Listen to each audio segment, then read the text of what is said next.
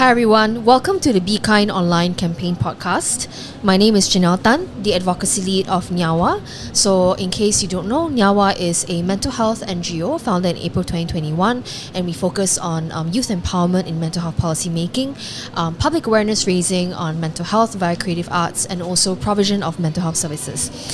So we're all here today to discuss the serious issue of online harassment and its impact on mental health, as well as how we can all play a part in creating safer online spaces.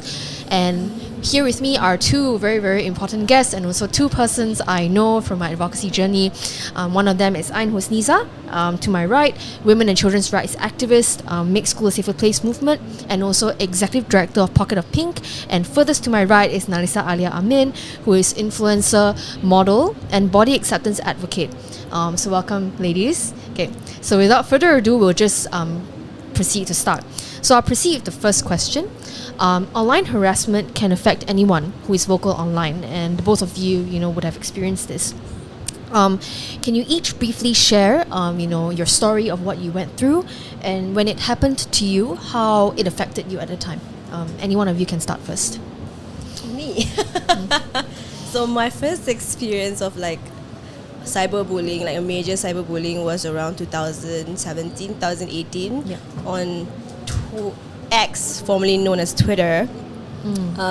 So I was very vocal on women's rights, social issues, and all of that. And I was also advocate on body positivity at that time. And the thing is, I've always been insecure of my body, so people didn't expect that I'm big. So I post pictures around here, and then once they discover full body pictures of me in a swimsuit, that's when my body was shamed and became viral all over Twitter for almost a week. So pictures were retweeted, people were saying a lot of awful things about my body, and that's how it's also a blessing as well, because that's how my modeling career skyrocketed as well. So it's in a way, as awful as it is, bad press is still press. That's how I see it. But during that time, it was really awful, because I felt like, oh my god, just me existing is detrimental to my mental health. And also I noticed a lot of Malaysians do not like assertive women. They hate assertive women, outspoken women. And then me, being a fat girl, they don't like that. They do not like that. So during that time it was really awful, but also a blessing at the same time. If you don't mind me probing a little bit further, you said that when you received those comments, they were detrimental to your mental health. Can you, share a little bit about what you felt at the time, what you went through, and etc.? So during that time, I was very insecure of my body. I hate my body. So seeing all those comments is whatever that was in my head, it became a reality. So I was like, so it's not only in my head, it's real. So I was negotiating on deactivating all my social media, because people were also going to my Instagram and leaving comments, and then they did a page, one of those the cyberbullying page. My body was there, my butt cheeks was there, and everything, because I was wearing bikini, I was wearing swimsuits. So they were talking all these comments, calling me hippo, elephant, all that. So whatever that was in my mind that was triggering my mind, because I had body dysmorphia, I had eating disorder, so fat, everything, it became a reality. And I'm like, should I exist? Why should I exist? I've tried my best. For over 20 years, I tried to become as small as possible in size, and also as in existence. And seeing that, I'm Thank you very much for sharing, Nalisa. Thank you. Yeah, I think I can relate a lot with what you said. But maybe in a different aspect, because a lot of my activism with hashtag Make School a Safer Place, it the awareness around it, the press around it was integral to the movement itself, you know, like it needed it. But at the same time, when we talk about like activists, or even especially at that time, like I was 17 at that time, like a child, like to reach awareness about an issue that's like important to me and important to every student out there, we also need to open ourselves up to situations of abuse. And I think that shouldn't happen. But as it is, during that time, that platform became a place where I could talk about my activism, talk about making school a safer place, awareness on sexual abuse. But at the same time, when I was advocating on sexual abuse, I was opening myself up to sexual abuse in the cyber sense, right? And the sort of comments that I received was like, if you're talking about sexual exploitation, if you're talking about sexual harassment, then why are you dressed like that? Why is your body like that? So not only am I talking just about that issue, but when they criticize us, if it's something that is easy for us to talk back about, which is like the actual issue itself, then it's easy, like, oh no, that's not true, rape culture exists. But when they talk about my body, it's something that I cannot, like, because it's the easiest target for them to say. So instead of talking about how sexual harassment is bad, they talk about why are you so fat? Like why is your face like that?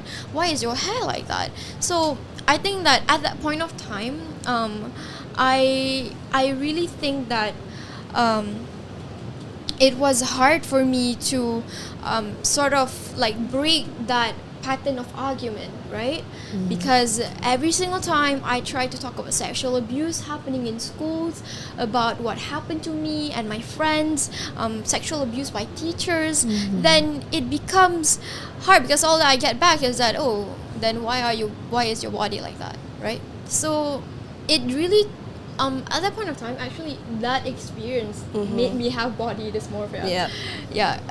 I sort of thought that as a woman, it's so hard for us to be seen as the words that we say, the opinions that we have, but rather how we look, the flesh that we have around us. And started to make me think that, am I just defined by my body? Am I not defined by my opinions? Am I not defined by the way I think, by the things that I say?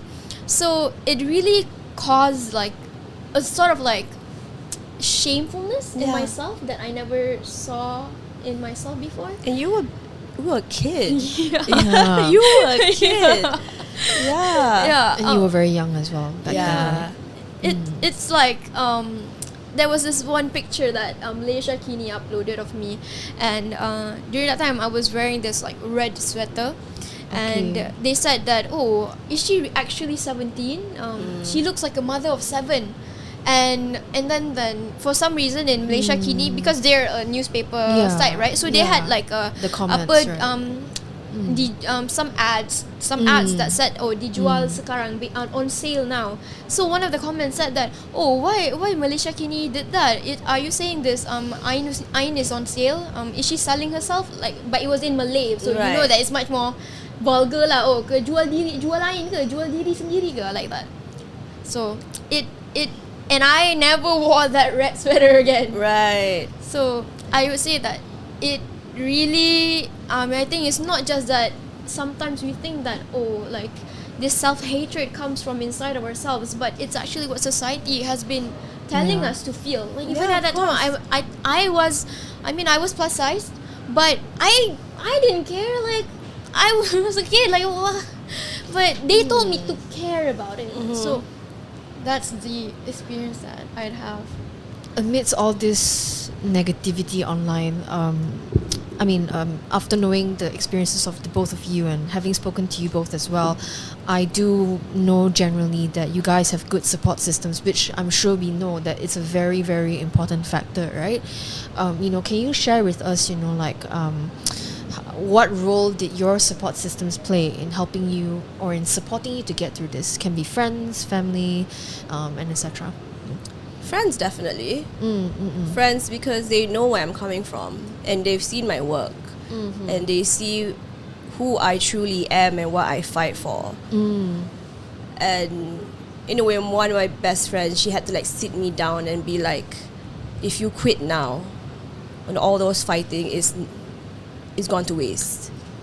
I know it, she said, like, I know it hurts. I know that all these comments are like brutal, but that's what you get for being honest. That's what you get for telling your truth. So you tell your truth or you hide. And I'm like, you know what? I'm a very spiteful person. I know that. I'm a very spiteful. I'm full of spite. If you anger me, I'm the type that I'm like, oh, I'm gonna show you.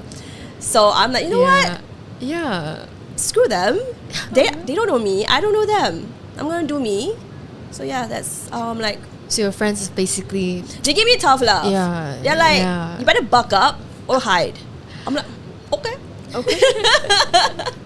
Yeah, I think it's also the same thing, but I think I experienced like sort of like varied support system because my parents, my friends, and I also went to psychiatry for a while, so they all give me like a different perspective on these issues. Like, of course, like my friends like you lah, right? They're like, oh, you know, Ain, like you want to do this and you're gonna go through that, right? If you don't toughen yourself up, then you can't go through it. But also at the same time, like thinking like, oh, it's kind of sad that that's the situation that we're in, right? That we need to be that strong, that we've already prepared ourselves with the idea that we're going to be sexualized, and it shouldn't be normal that we're going to be cyberbullied, that we're going to be harassed, especially as women. I feel like we experience through a much more segmented types of cyberbullying. Like if you're a man, you would go through cyberbullying, right? Yeah. But it would never, most of the time it doesn't go beyond like just like talking about like the issue itself or bullying them. But for women, then suddenly about our bodies, about our sexuality, about our how you behave, how we behave, how we dress. Yeah. So we experience a much more segmented sort of cyberbullying. And for my family, they give me a sort of like a softer type of love. Like I know that if I cry, like they'll be the one that's like patting me on the back, like, you know, it's okay, Ain. They're the one that supported me to go through to get a psychiatrist. And I think that meeting a psychiatrist, and I was also diagnosed with MDD by that point because of the cyberbullying. I got diagnosed as depressed because of what people have been telling me. It has made me sort of feel scared to go outside. It has made me feel scared to show myself, like thinking, my body doesn't look that good that day, so I don't feel like going, you know. And when I think about it again, it's like I feel like I've become a shell of my former self, because it's like I feel so stupid at the same time that I care so much about my body that it's affecting me to this point. But at the same time, I was 17 years old, and that's all that they told me, you know. Care about your body, care about your body, care about your body. And it has really changed the way that I viewed myself and the way I carried my confidence too. And I think that sometimes when I really need it, my parents are like, you know, it's uncomfortable, but just go do it uncomfortable. You know, it needs to happen. So that's the sort of support that I receive. And also from my psychiatrist, it's much more like technical and more strategic coping mechanisms. Like take a moment, think of other things redeeming about yourself, not just about your body. And I think that has really helped me in sort of being more grounded, and also to know when to take a step back when you need it, right? I know, just follow up, you know, with a question, because you've mentioned psychiatrists and also being diagnosed with major depressive disorder, right? And in my personal conversations with you, we did cover as well, you know, what you went through, let's say, to even decide to publicly disclose what you're going through, right? Would you be able to share, you know, with everyone about what you went through, and also, you know, the very, very meticulous process that you had to go through to think about what you want to post, what you might not want to post because of this and that. Can you share all of this? Yeah. Before I start posting, I always consider if this is something that people might attack me for. Yeah. You know, is there any kind of way that we can lower the risk where I might feel mentally distraught over this? And trying to post online is always such a heavy practice for me, because it's always like, oh, what if I get attacked then? What if I get viral this? What if I get cyberbullied that? So it's always such a heavy, like, these processing. Oh, is there anything like vulnerable about myself there? Is there anything that is not popular in people's thoughts? You're and beginning to opinions? nitpick your content instead Yeah. of saying what you want to say. Yeah, exactly. Yeah. Censorship, basically. Yes. Yeah. You're basically self-censoring yourself. Like, there might be even something that I really do agree on, but then I'd be thinking that, oh, but then am I ready to handle the sort of mental distraught that from all of the attacks? And the thing is, talking about sexual abuse and sexual harassment is not popular in this country. You know, it is not. And just talking about it itself will, of course, open yourself up to sexual abuse, because people or the society itself will always try to make you into this perfect victim. Yep. She needs to be pierced. She needs to be covered up. She needs to be innocent. She needs to be perfect, and only then she can talk about sexual abuse and sexual harassment. So I started to think like, oh, is there anything about myself that's open up to being attacked right now? And it was hard. Like, I had to put my words, certain words that they use, like definitely a lot of Malay words that's very lewd inside, like a sort of like a. There's this system, or like in Instagram, where you can censor the words, right, from the comment. So when people comment that, they can't see it. You can't see it anymore. So I put that in Twitter, in TikTok, to make sure that I wasn't, opening myself up to this sort of things. And other than that, my experience in psychiatric was quite hard, I think, because and also quite liberating, because I kind of undermined or gaslit myself, because I was like, this isn't even a real thing that I should be sad about. It's like, why do I care about this so much? But being diagnosed finally made me acknowledge that cyberbullying, it does affect me. Of and course. it does affect my mental health. And it's not okay to just tell yourself that you're weak for being sad about people comment that they leave online. So it was liberating in a sense that I am validated over my emotions in the cyberspace, because it's so hard for people to acknowledge that, hey, maybe leaving these comments can actually affect someone emotionally. Yeah. Thank you for sharing.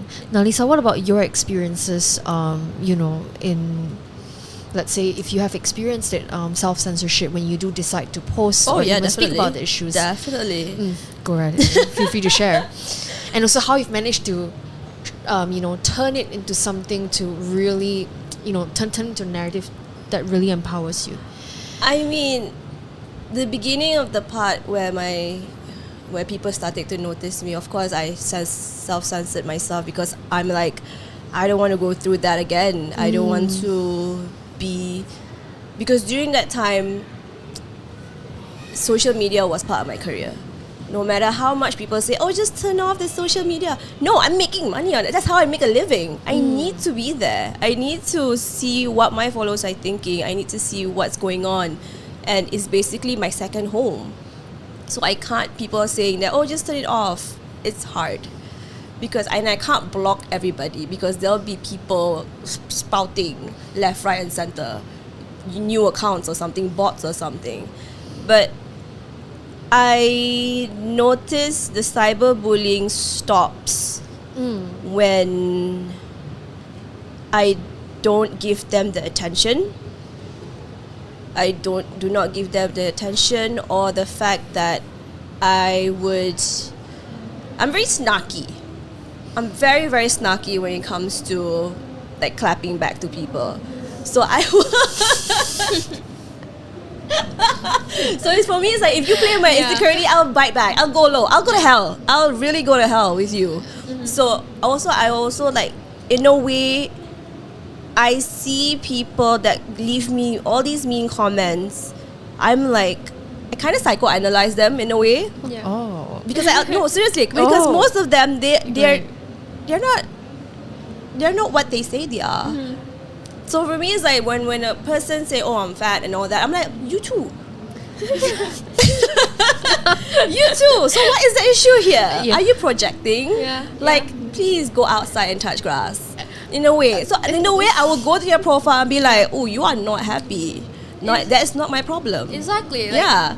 Something like similar to that is that when someone's like talking about the way I'm dressed or something, and then back then in X or Twitter, you Yeah. could check their likes. Yeah. And most of the time, I don't even have to reply, right? Someone else will be like, "This you?" And it'll be like their likes full of like, porn. Yeah. Or, Sexual stuff. Sexual Yeah. stuff. Yeah. So it's like, So you called yourself out, So like in a way, I see a lot of people. So I changed my perspective on, instead of like, oh my god, me, like, oh, they hate me, I'm fat and all that. I changed my perception on, be like, they're not happy with themselves.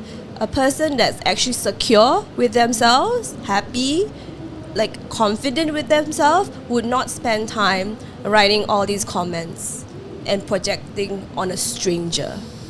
That's not normal. That's common. I mean, Unfortunately, that's not still normal commonplace. behavior of a person that is very secure of themselves. Yeah. Because everybody that I met different types of people that's confident, that knows what they're talking about. They have no time for that. Yeah.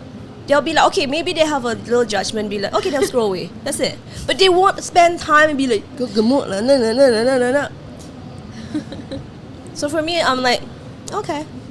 yeah. So all these cyberbullying, all these comments, I do get it sometimes. I'll be like, I'm getting paid for this. What are you doing? Exactly. Yeah. It's good. I hate to say it, but it's kind of like you gotta give yourself an ego boost in a way. Your existence irritate them, and I live for that because I'm not doing anything wrong. I'm existing. Yeah. I'm not offending you in some way. You're offended of my body, and that is your problem. Precisely, right? Precisely. But yeah, what do you guys think about? Because honestly, in my current field of work, when it comes to freedom of expression on online spaces, even in recent years, is getting much more prickly to deal with, especially with the many stakeholders in the same ecosystem. There is always the clash between freedom of expression and also guarantee of safety, right? Like to vulnerable groups, including children. What do you guys think about what the important stakeholders need to do to make sure that we have safer online spaces for everyone? Like, what do you guys think? So I think personally for me, I think there's so many stakeholders involved in this. Not only actually the victim, the authorities, the enforcement, but also enablers and bystanders. So actually enablers and bystanders play one of the biggest roles in this, which is in acknowledging that, hey, like, you're kind of weird for that, Yeah. And I think we don't do that enough. Like we just let these people, like these very loud minorities, very loud weirdos, start bullying, start harassing us without these enablers and these people like passerbys, like, or people online that actually acknowledge that you shouldn't be doing that to someone. And I think that, to me, although I believe in the role that authorities can take into making sure that cyberbullying doesn't happen online, which is we can have like stricter punishments. Of course, like the other day, we only got punished for what 50 ringgit was it? Aisha's case. Yeah, Aisha's case TikTok only case, got 50 ringgit, right? I think it was 50. Yeah, 50. The cyberbully only got charged 50 ringgit in court. So it's really clear that there should be much more stronger punishment in that case for anyone that has caused that detrimental until we lost a life over cyberbullying, right? But also, I think that comprehensively there is a point where we cannot go beyond in punishing someone. There is a point where it's a very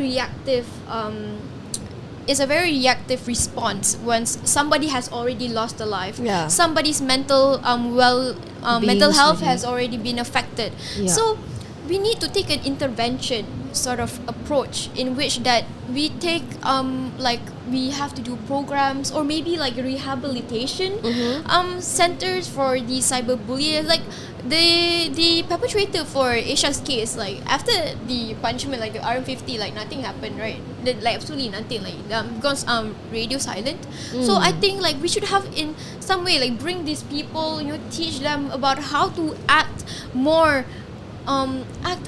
civilized online. Give them house training. And especially and especially younger children too. Of course, because society is developed and society starts from, you know, being a child. Yeah. So we need to start from school level, not to let this happen, to have children that act with decorum online. And especially I think one of the main difference between us and internet is not an old thing, it's a very new thing. So we need to be aware about all of the consequences online, and we still haven't talked about AI, deepfakes, because that is something that I've been actually talking about recently, especially women.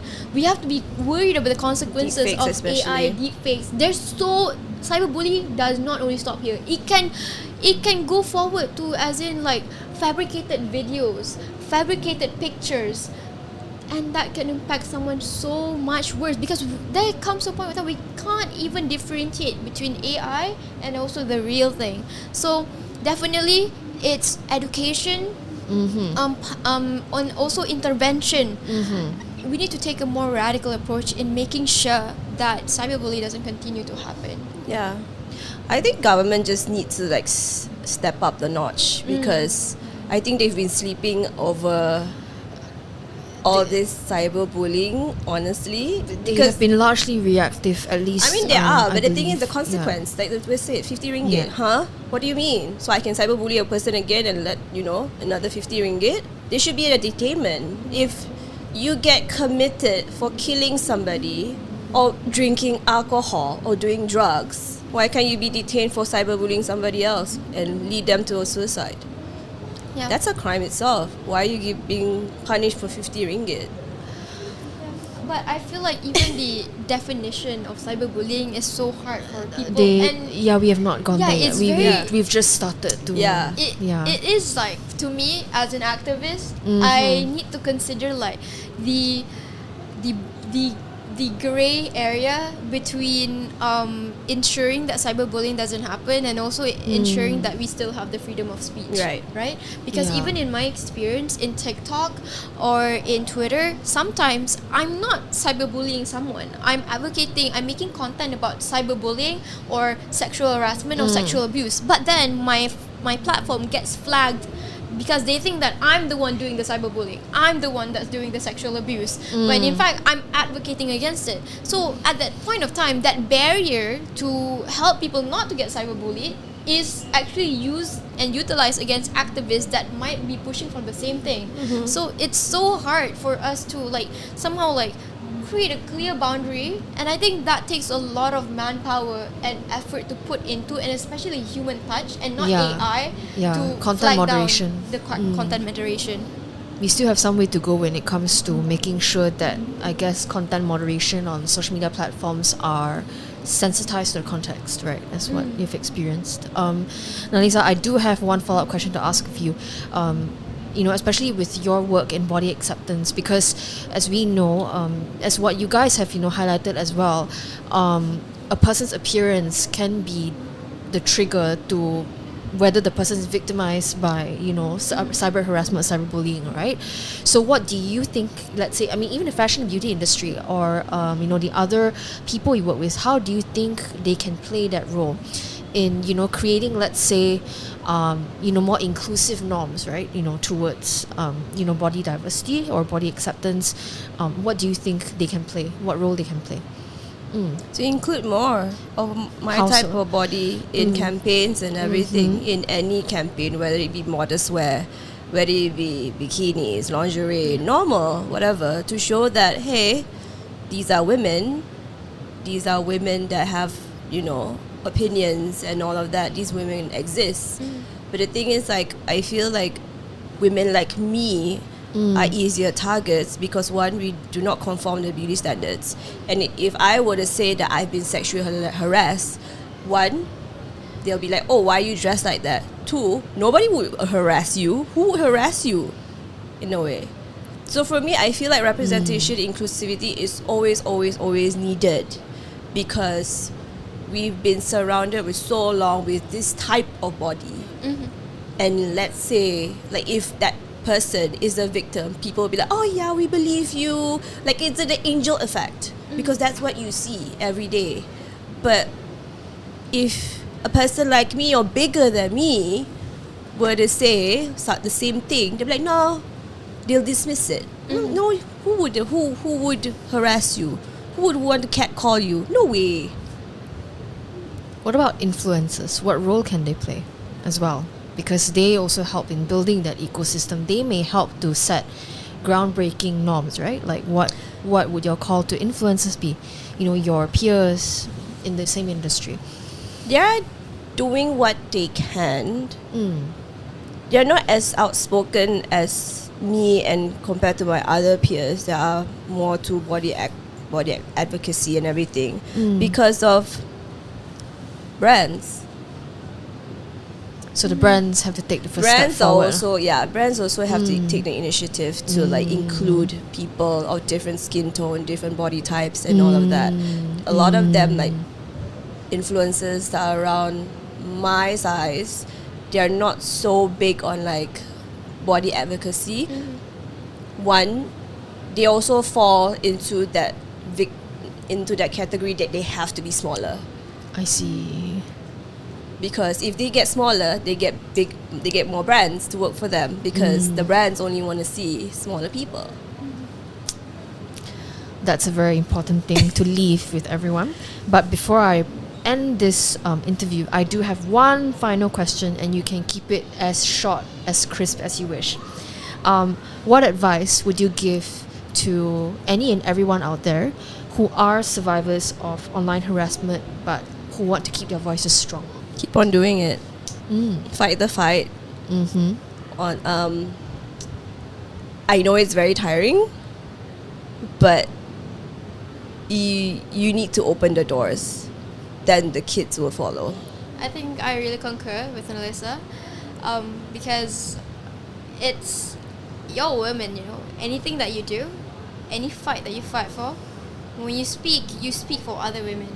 So for me, I think that, you know, we're paving a path for a reason. It's called paving a path. So it's not gonna be easy, but I think that it's something necessary. Yep. And when we have the privilege that I do acknowledge that I have, you know, some people might not have a strong support system. Some people might not have the space, might not have the platform. So if you have the privilege to speak for the unprivileged, then it's your responsibility. Yep. Sorry, can I give credit to her? Because of her opening up of the mixed school a safer place, Yeah. I like basically reposted all her videos and I reposted her tweets and everything. A lot of women my age, I'm 35, so a lot of women my age came to me and talk about their experience of sexual abuse from their school back then.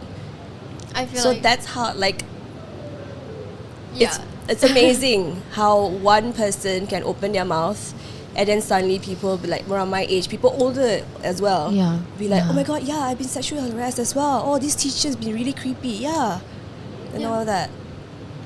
I think it's just like those stories are like the reason why I keep doing what I do, and why we keep doing what we do. And I think at the same time, when we want to go and fight for this, and when we feel tired, we feel burnt out, is that when I hear that, that's the motivation to keep on going. And if there's anyone out there that's listening to this, that is going through the same challenges that we are, you're not alone, and so many women out there are inspired by what you do. Thank you very much to the both of you for being here with us and sharing with us your very, very valuable and empowering experiences. So this is the end of the podcast interview, everyone. Thank you very much for tuning into this very, very important conversation. So remember, it's always important to remember that we all have a role to play when it comes to making sure that digital space, is safer and kinder for everyone. And that's the end of the podcast. And before I sign off, would just like to share with everyone that NYAWA will be launching our very own online harassment campaign that will involve, women sharing stories about their experiences of online harassment. So just make sure to check out our social media platforms and also our website for further information. Thank you very much.